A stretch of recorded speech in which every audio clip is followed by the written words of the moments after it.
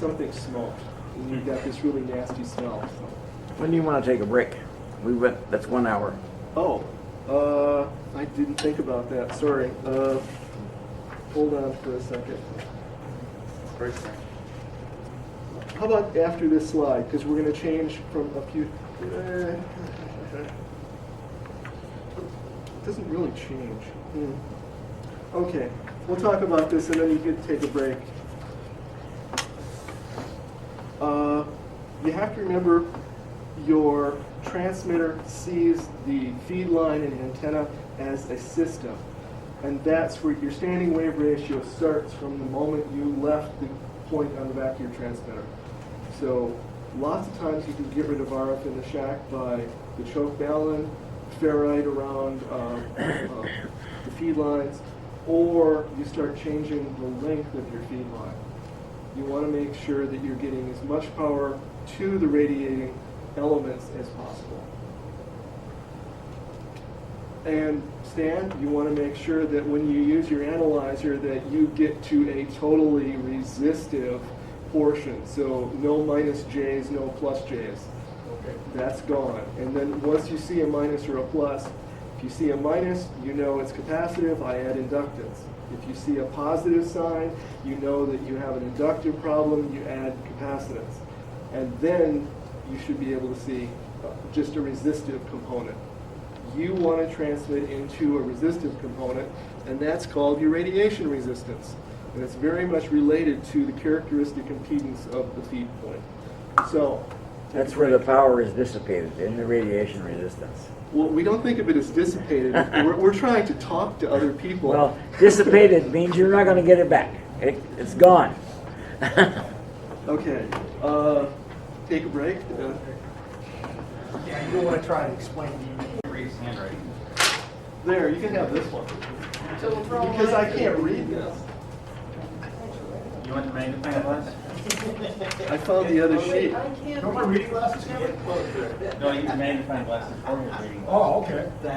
Oh, by the way, I'm recording now. That's what everything speaks for. So I should just scroll mine through it. If you flip it over, you can use the blank side. Okay, we're going to get back into things. And you all have heard of decibels. Well, named after Alexander Graham Bell, who helped deaf people in many ways. But see now. Yes. You didn't know that.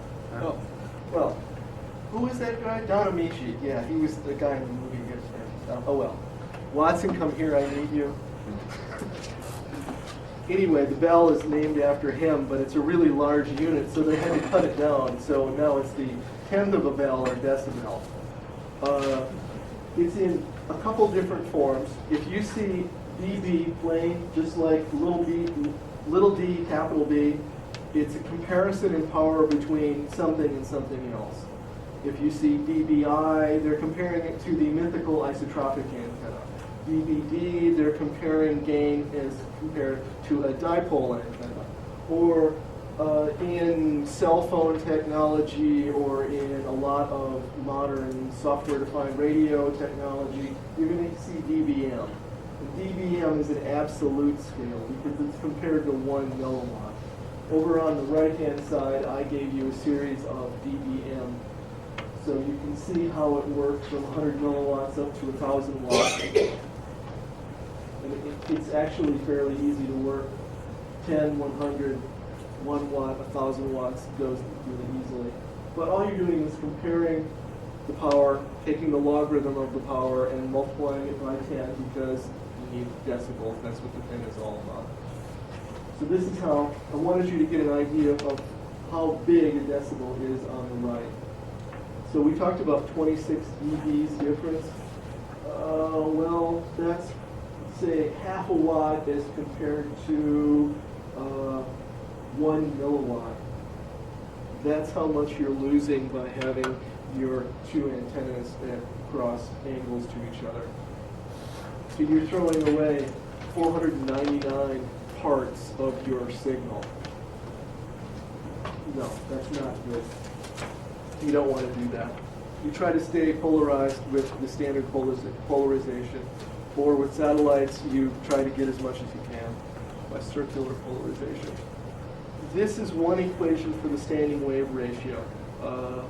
Z0 would be, say, from the transmitter, 50 ohms, and then ZA would be your feed line.